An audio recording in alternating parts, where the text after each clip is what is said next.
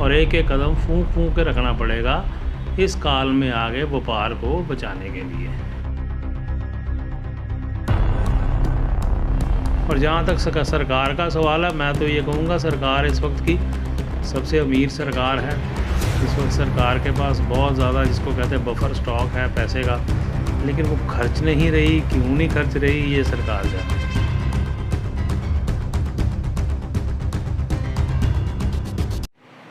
Corona काल में पूरी दुनिया ने व्यापार का बुरा हाल कर दिया। आज हम बात करेंगे पंजाब डिस्ट्रीब्यूटर वेलफेयर एसोसिएशन के पंजाब प्रधान अनिल कपूर से, जो व्यापार जगत के कुछ किस्सों के बारे में हमसे बात करेंगे।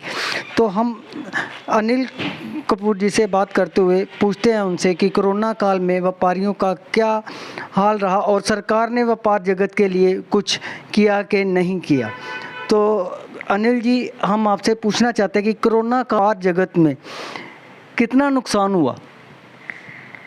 सबसे पहले तो मैं आपको, आशीष शर्मा जी को और नरेंद्र सिंह जी को चैनल 24 न्यूज़ के ओपनिंग के ऊपर बधाई देता हूँ।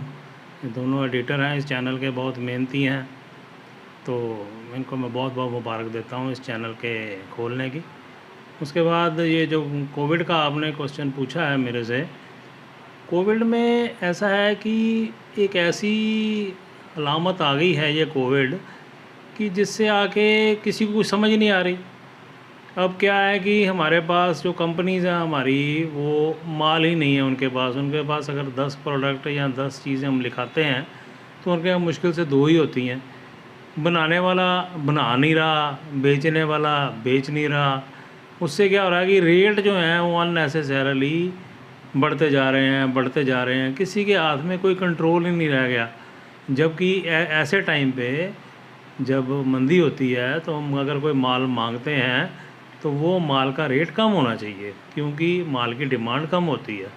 कोरोना काल में ऐसा हो गया कि एक तो मंदी है, मंदी होने के बाद में क्या है कि माल मांगो तो माल नहीं है, अगर माल मिलता है तो माल ऊंचे दामों पे मिल रहा है। इसलिए व्यापार जगत को बहुत भारी नुकसान हो रहा है इससे।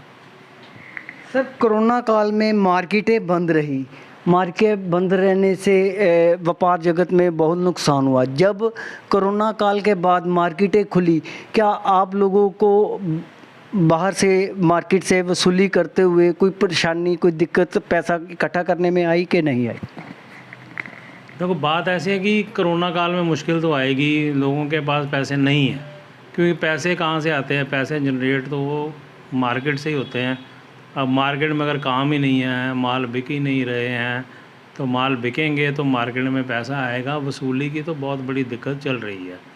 माल बेचने में चलो ज़्यादा दिक्कत नहीं है, लेकिन अब ये देख के बेचना पड़ता है माल कि भैया ये जो माल बेच रहे हैं इसके पैसे आ जाएंगे। ये सारा चक्कर जो है चला है, और ये सरकार को बहुत ही ज़्यादा समझदारी के साथ और एक एक कदम फूंक फूंक के रखना पड़ेगा इस काल में आगे व्यापार को बचाने के लिए। सर, सरकार से हर कंपनी, हर जन, दुनिया का हर व्यक्ति सरकार से कोई ना कोई सुविधा मांगता है, कंपनियां सुविधा मांगती हैं। आप जिन कंपनियों के डिस्ट्रीब्यूटर हो, जिन कंपनियों के और भी डिस्ट्रीब्यूटर है, क्या कंपनियों ने कोरोना काल के दौरान डिस्ट्रीब्यूटरों को कुछ सुविधाएं दी कि नहीं दी? तो कोरोना काल में आगे कंपनियों ने कोई सुविधा नहीं दी। कंपनियों ने उल्टा क्या किया कि अपनी पेमेंट ज़्यादा टाइट कर दी हैं। अगर कुछ दिनों का आगे कोई क्रेडिट देता था वो भी बंद कर दिया है। हर कंपनी अब ये चाहती है कि मेरे को पहले पैसे दो फिर मैं माल दूंगी। कंपनियों ने मनमानियाँ शुरू कर दी हैं अपनी, आप ये कह सकते हो कि कंपनी अपनी मर्ज़ी से माल देती है, अपनी मर्ज़ी से पेमेंट लेती है, और उधारी कंपनी ने बंद कर दी है। मार्केट से पैसा आना थोड़ा सा मुश्किल हो गया है, तो एक बड़ी विकट स्थिति पैदा हो गई है। और जहाँ तक सरकार का सवाल है, मैं तो ये कहूँगा सरकार इस वक्त की सबसे अमीर सरकार है। इस वक्त सरकार के पास बहुत ज़्यादा, जिसको कहते हैं बफर स्टॉक है पैसे का, लेकिन वो खर्च नहीं रही। क्यों नहीं खर्च रही, ये सरकार जाने। पैसा तो खर्चना चाहिए पब्लिक के ऊपर। अगर व्यापार में मंदा चल रहा है तो सरकार को अपना बफर स्टॉक जो है, जितना पैसा सरकार के पास इस वक्त है, आज तक कभी भी नहीं हुआ, तो सरकार को चाहिए कि अपने पैसे में से कुछ पैसा ही लाए, ताकि व्यापारियों का ही या जनता की या पब्लिक की कोई ना कोई सुध ली जाए। सर जैसे आप बोल रहे हो कि कंपनियों ने और ज़्यादा टाइट कर दिया और पैसे के और भी ज़्यादा बोला भी इतने पैसे में इतने दिन, तो इसे व्यापार करना डिस्ट्रीब्यूटर के लिए और कितना मुश्किल होता जा रहा है? देखो जी, व्यापार बहुत ज़्यादा मुश्किल होता जा रहा है और मैं ये बड़े अफसोस के साथ कहता हूँ कि हमारे कम से कम 6-7 डिस्ट्रीब्यूटर्स ऐसे हैं जो काम छोड़ गए हैं। मैं इवन ये भी कहूँगा हमारे 2 डिस्ट्रीब्यूटर जो हैं वो कोरोना काल में कोरोना के ग्रास हो गए बेचारे, उनकी डेथ ही हो गई है, वो है नहीं इस दुनिया में अब। तो बड़ा ही बड़ा अफसोस वाली बात ही है ये कि आगे तो सुनते थे कि फ़लाँ चला गया, फ़लाँ चला गया, अब तो अपने नज़दीक में अपने सिस्टम में इतने बंदे कोरोना में जा चुके हैं कि बड़ा अफसोस होता है ये सब चीज़ को देखते हुए कि सरकार को कुछ, यही बात तो फिर सरकार भी आती है क्योंकि बच्चों को अगर कोई भी तकलीफ़ होगी तो अपने माँ बाप की तरफ ही देखते हैं। तो हमारे तो सेंट्रल गवर्नमेंट जो है या स्टेट गवर्नमेंट्स हैं वही माई बाप हैं। अब तो सबका ध्यान उन्हीं की तरफ है कि वो इस स्थिति से, इस विकट स्थिति से हमारे को कैसे निकालते हैं। सर मैं आपसे पूछ सकता हूँ कि कोरोना काल में 2020 से बंद है और कितने % डिस्ट्रीब्यूटर है जो बंद कर चुके हैं, अपना व्यापार पूरी तरह से बंद करके घरों में बैठे हुए हैं? देखो जी, मैं कहूँगा 7 से 8% जो हैं हमारे डिस्ट्रीब्यूटर वो अपना व्यापार बंद कर चुके हैं और घरों में बैठे हैं क्योंकि इस वक्त डिस्ट्रीब्यूशन चलाना बड़ा मुश्किल हो गया है, खर्चे ज़्यादा हैं, कमाई कम है। तो इस चीज़ को देखते हुए उन्होंने मतलब अपना कारोबार बंद कर दिया है। सर अमृतसर की बात करें तो अमृतसर में कितने डिस्ट्रीब्यूटर हैं? आप पंजाब के प्रधान हो, अमृतसर में कितने डिस्ट्रीब्यूटर हैं और कितना वो सरकार को रेवेन्यू टैक्स के रूप में दे रहे हैं, आप मेरे को बताओ। अमृतसर में देखो जी, हमारे जो रजिस्टर्ड डीलर हैं इस वक्त जो हमारे पास एसोसिएशन में रजिस्टर्ड हैं वो 125 के करीब हैं और वैसे तो डिस्ट्रीब्यूटर 250 के करीब होगा यहाँ पे। और जो 125 डिस्ट्रीब्यूटर हैं वो कम से कम 400 से 500 कंपनी को हैंडल करते हैं। तो टैक्स की बात अगर की जाए तो हमने तो कभी आज तक टैक्स में सरकार से छूट मांगी नहीं। अगर 28% GST है तो हम 28 दे रहे हैं, 14 GST है तो 14 दे रहे हैं।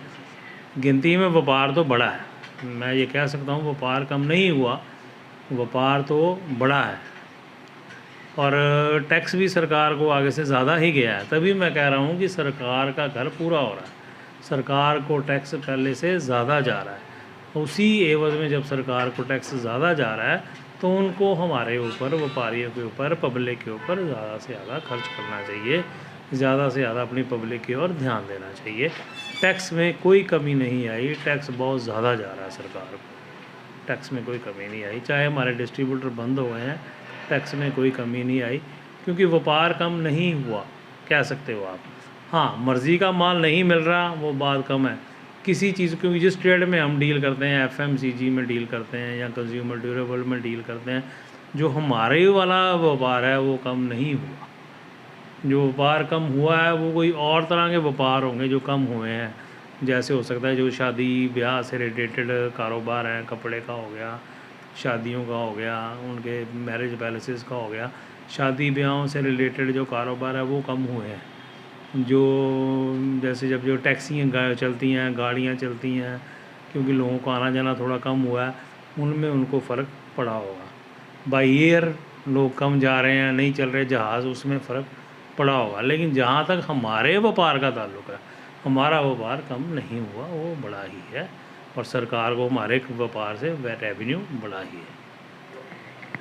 सर आप अपनी एसोसिएशन के पंजाब प्रधान हो, तो आप अपने पूरी एसोसिएशन के लिए, पूरे पंजाब के डिस्ट्रीब्यूटर्स के लिए सेंट्रल गवर्नमेंट से और पंजाब स्टेट गवर्नमेंट से क्या मांग करते हैं?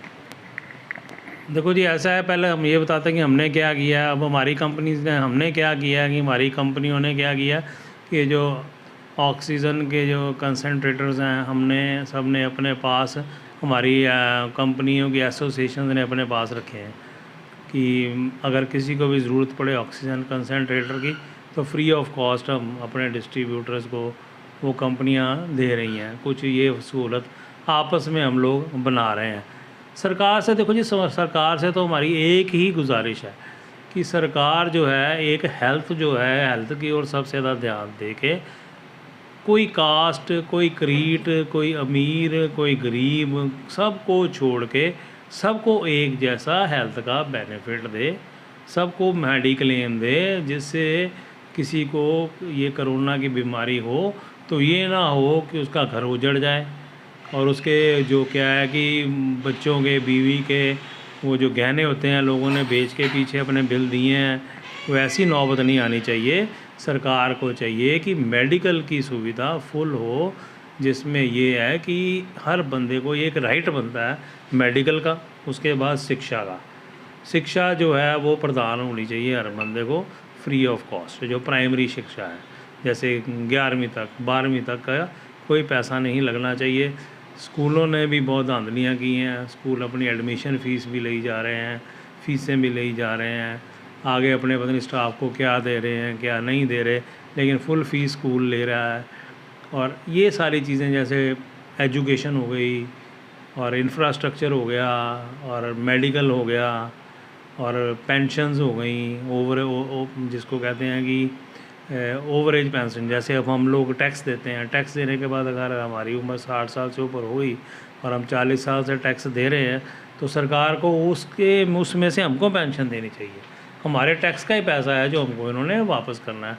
तो ओल्ड एज पेंशन होनी चाहिए, अनएम्प्लॉयमेंट पेंशन होनी चाहिए, ऐसी सहूलतें होनी चाहिए। तो ये जो बाकी जो फ्री वाली चीज़ें हैं, मैं तो कहता हूँ ये बंद कर देनी चाहिए। ये हमारे ऊपर बोझ है, ये जो चीज़ें हम लोग इतना टैक्स दे रहे हैं और सरकारें हर चीज़ें लोगों को फ्री दी जा रही हैं। बिजली फ्री है, फलानी चीज़ फ्री है। फ्री कुछ नहीं होना चाहिए, कुछ ना कुछ पैसा हर चीज़ का ज़रूर लेना चाहिए, जितनी उतनी शक्ति है यथाशक्ति उससे पैसा लेना चाहिए। हाँ, फ्री देना है तो फ्री क्या है, मेडिक्लेम दो आप लोगों को, उनकी सेहतों का ख्याल रखो।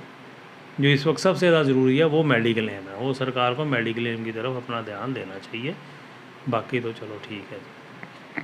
सर, कोरोना काल में व्यापार भी बंद, काम भी बंद, पैसा आने का कोई साधन नहीं है। सरकार को सुविधा देने की बजाय अब आप देखेंगे कि बाज़ार में खाद्य पदार्थों की महंगाई बढ़ती जा रही है, तेल के दाम बढ़ गए, खाद्य तेल के दाम बढ़ गए। ऐसे कैसे एक आम आदमी अपने घर को चला सकता है? वही तो हम कहना चाहते हैं कि ये हल्का सा कह सकते हैं हम कि ये मिसमैनेजमेंट है। हर चीज़ तो देखो, प्रोडक्शन तो बढ़ रही है हर चीज़ की। अगर कहते हैं तो कहते हैं जी गेहूँ है, गेहूँ जी पिछले साल से इतना ज़्यादा हुआ। अगर पैडी है तो पैडी पिछले साल से इतनी ज़्यादा हुई। हमारी सब्ज़ियाँ हैं वो ज़्यादा हो रही हैं, दालें ज़्यादा हो रही हैं। ये किस लेवल पे मिसमैनेजमेंट हो रही है? किसान अपना रो रहा है कि मेरे को मेरी फसल का पूरा दाम नहीं मिल रहा। चीज़ चलती है 10 रुपये, कंज्यूमर तक पहुँचते पहुँचते हो जाती है 50 रुपये, वो बीच वाले 40 कहाँ जाते हैं? ये सारी मिसमैनेजमेंट है, कोई ऐसी बात नहीं है। खाद्य पदार्थ भी हिंदुस्तान में बहुत है, हर चीज़ बहुत है, मिलने वाले को मिल नहीं रहा, जो लेने वाला है वो महंगा ले रहा है। तो वो बीच का गैप क्या है? वो गैप जो है वो सरकार को ढूंढना पड़ेगा कि ये कहाँ गैप है। जिस गैप में आगे बंदे को चीज़ सस्ती मिलनी चाहिए, उल्टा वो क्यों महंगी मिल रही है? अगर कनक का भाव 17-18 रुपये है तो फिर आटा 40 रुपये 35 रुपये क्यों बिक रहा है? ये सारा सरकार की मिसमैनेजमेंट है। ये अब इनको देखना चाहिए भी किस बंदे को कितना प्रॉफिट लेना चाहिए, किसको कितना प्रॉफिट नहीं लेना चाहिए। आज हमने बात की पंजाब डिस्ट्रीब्यूटर वेलफेयर एसोसिएशन के पंजाब प्रधान अनिल कपूर जी से, जिन्होंने आज व्यापार के बारे में बात करते हुए हमारे से बात की और हमें बहुत सी जानकारियां दी तथा सरकार की कमियां गिनाते हुए हमें बताया कि किस तरह का आज कोरोना काल के बाद व्यापार का धंधा चल रहा है। और इसके बाद हमने अनिल कपूर जी से पूछा कि जैसे खाद्य पदार्थों के दाम बढ़ते जा रहे हैं, तो इसके बारे में भी उन्होंने हमारे से बात करते हुए बताया कि किस तरह की ये सरकार की मिसमैनेजमेंट है। हम अनिल कपूर जी का इसके लिए धन्यवाद करते हैं। धन्यवाद सर।